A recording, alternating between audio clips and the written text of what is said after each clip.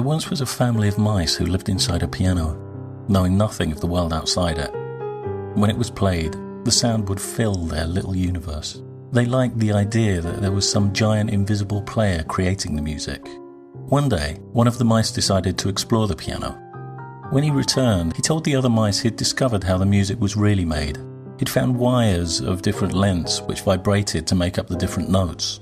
Most of the mice began to revise their ideas about the universe, though a few still believed in the invisible player. Then one day, another mouse went exploring inside the piano.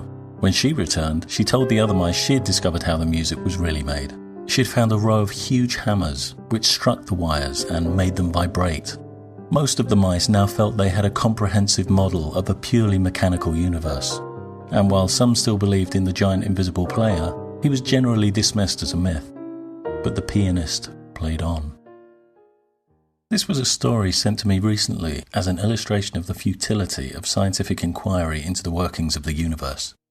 I'd already seen it told in various forums, including a church sermon, a debate about belief, even a proselytizing religious worksheet aimed at school children, where the pupils were encouraged to validate its message. For many atheists, like myself, there's a strikingly obvious problem with the story, but for many theists, it'll go unnoticed. I'll demonstrate the problem later on, but I dare say when I was a theist myself, I wouldn't have noticed it either. In fact, I can attest to going along with countless allegorical stories like this, back in the day. It can be difficult for some atheists who've not experienced religious indoctrination to grasp how allegories like these could ever have any significant influence over people. To those atheists, religious allegories are just stories, but to the theist, they're much more. The power of stories has long been recognized. Stretching back into the earliest human records, stories have been used to structure ideas, to communicate, to teach, to galvanize, or simply to entertain. If we didn't already suspect it to be the case, research supports the idea that stories can have a transporting effect on us, which dulls our critical processes and opens us up to substantial manipulation of our real-world beliefs. In a study into persuasion, Green and Brock found that subjects who felt more transported by a story, more hooked into its narrative, later identified fewer flaws with the story, expressed beliefs more consistent with the story, and gave more favourable evaluations of the story's protagonists. Apple and Richter note that when we engage with a story, we cross over into an imaginary world. This affects our emotional processing as we begin to experience empathy and identification with the characters presented to us. It also affects our cognitive processing. We're kind to stories. We play by their rules. And our responses can become substantially framed by the standards of the imaginary world, rather than those of the real world. If the story is engaging enough to us, dubious ideas can be smuggled into our belief system without our awareness, under a blanket of appealing narrative. Apple and Richter got subjects to read fictional passages seeded with false information, and found an immediate effect, with subjects' attitudes shifting in line with the false information. But beyond that, they saw a larger delayed effect, called a sleeper effect, where subjects tested 2 weeks later showed even more pronounced changes in their beliefs, consistent with the false information, as well as a higher level of certainty in those beliefs. In many ways, the process being described here echoes the parasitic breeding of the cuckoo. The cuckoo lays its eggs in the nest of another bird while it's not looking. The host bird will then vigorously defend the egg as if it was its own, even when the cuckoo chick hatches and pushes the host's own young out of the nest. It's no coincidence that stories are by far the dominant mode of expression in religion. The language of faith is not scientific inquiry. The daily and weekly congregations gather with no intention of assessing their ideas against a systematic set of criteria designed to eliminate personal biases. In fact, those individuals who do cast a critical eye will soon become the target of an escalating schedule of disapproval. The language of faith is not logical argument. Even to this day, if I mentioned any of the deductive offerings of theologians like Anselm, Augustine, and Aquinas, most, if not all of the Christians in my personal life wouldn't have a clue what I was talking about. Religion lives in stories, allegories, parables, sermons, personal testimonies, stories told with passion and force, heroic narratives, cautionary tales, cataclysmic revelations. As theists, these stories transport us. And in that transported state, all manner of ideas can be inserted into our belief system without resistance. As atheists, religious stories don't transport us. We process the ideas these stories contain in a sober state, and the flaws often leap out at us. As theists, we tend not to be transported by the stories of other religions. We tend to assess them with detachment, although the lines can begin to blur for us when the stories of other religions stray close to our own, or conversely, when the stories of our own religion stray too far away. When I was 12 and believed in a Christian deity called Yahweh, a Christian speaker came to our school to give a talk. In the Q&A after his main speech, someone asked him about hell. He smiled and said, "Hell isn't what you think it is." It's perhaps worth noting at this point that a knowing smile doesn't actually require knowledge, just a mouth. He then announced that heaven and hell were in fact exactly the same. He said that both places were packed with huge long tables lined with bowls of amazing stew. Everyone had their own spoon and was free to eat as much as they liked, as the food would never run out. The only problem was the spoons were twice the length of their arms, so they couldn't bring it to their mouths. And indeed, when you looked around hell, the damned were all starving and emaciated. But when you looked around heaven, where the spoons were just as long, everyone was well fed. The speaker then invited the audience to guess why. Hands shot up, and one boy answered that the people in heaven fed each other. Well, it was hardly applied physics, was it? The speaker nodded sagely. As a fellow Christian sitting in that audience, I was bemused. This was categorically not what hell was like. Hell was the everlasting fire into which the damned would be thrown on Judgment Day, and from which there was no escape.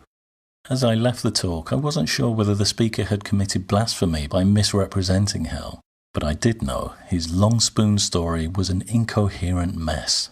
There seemed to be an implicit assumption in the story that feeding someone else implied empathy, charity, generosity, love, and that it was for the lack of these qualities that the folks in hell starved. But feeding someone else neither implied nor necessitated any of these traits. Cooperation is observed throughout the natural world. A remarkable example can be seen among hermit crabs, who use abandoned shells as a home. As they grow, they have to find progressively larger shells to contain them. When a large, empty shell washes up on a beach, hermit crabs of all sizes can be seen to gather round it and sort themselves into a queue of ascending size. They'll each then move into the next larger shell, leaving the smallest shell empty. Do they behave this way because they're aspiring to some moral or religious virtue? Of course not. They've learned to cooperate because it brings mutual benefit, just like we have. Even at the age of 12, I knew full well that the most greedy, self-serving individuals would be among the first to feed each other with those long spoons. Not out of love for their fellow human, but because they recognized what was good for them. As such, according to the division suggested in the story of the long spoons, these uncharitable folks would be in heaven, not hell. The depth of wisdom this story hinted at was nothing more than a wafer-thin veneer. The speaker wanted it both ways. He wanted to present hell as a place beyond reproach, an unappreciated utopia, overflowing with food enough for everyone. But at the same time, he needed it to be a place of agonizing torture, in order to try and reconcile these irreconcilable extremes. He was forced to populate hell with suicidally uncooperative cartoon characters, and hoped the audience was all too swept up to notice. I wasn't swept up. It was too significant a departure from the fiery pit in which I'd been coerced to believe. But clearly others were swept up. Members of a school Christian group to which I belonged had been very inspired by the speaker and readily took on this new definition of hell. In view of the long-lasting manipulative potential of stories, Apple and Richter end their paper by proposing that further research is needed on strategies that people can use to actively prevent information in fictional narratives changing their real-world beliefs. Just knowing about the power of stories is a good first step towards immunization. Another step might be to reconsider some of the stories we've found persuasive and think about what exactly they persuaded us of. Perhaps play around with the details to highlight the elements we've let slip by without noticing. Which brings us back to The Mice and the Piano. There once was a different family of mice who lived inside a different piano. The sound would fill their little universe. They liked the idea that there was some giant invisible player creating the music. The piano player sometimes played with 7 other musicians, forming an octet.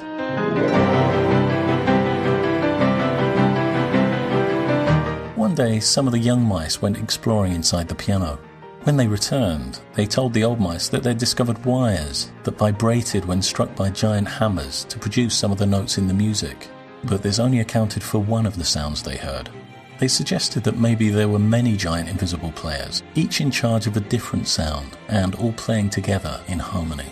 But the old mice scoffed at this preposterous notion.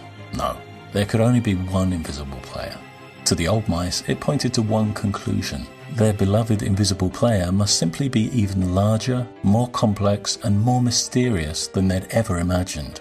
They previously conceptualized him as a giant mouse, but if he was a mouse, he must have hundreds of legs. Perhaps he was so powerful he didn't even have a body, just a mind. Yes, that was it. The music was made by a single, powerful, disembodied mind. But the octet played on. So, listening to this story, have you become a polytheist? If not, why not? After all, if it's true of mice and pianos, ergo it must be true of life. From this story, we can see that the universe is obviously the work of many beings working together. You wouldn't want to be like the stubborn old mice who had to invent some incoherent nonsense about a disembodied mind just to preserve their false beliefs. There once was another family of mice who lived inside a clockwork piano in an old abandoned house. Its inventor had constructed the piano decades ago and had long since died by the time the mice's ancestors had moved in. Every so often, his music would start up automatically and play through its cycle. The mice were comforted by the idea that there was a giant invisible player, but in fact, they were all alone. So, after hearing this, who now believes that there was a creator God who set up the universe, but then died before we came along? No? But the story proves that's exactly what happened. Didn't you get the story? Didn't you comprehend its deeper meaning? There once was yet another family of mice who lived inside yet another piano. When it was played, the sound would fill their little universe. They liked the idea that there was some giant invisible player creating the music. One day, as the pianist played, he heard a strange scratching noise and opened the piano lid. When he looked inside his precious piano, to his horror, he saw it was covered in mouse shit. He immediately phoned the exterminators.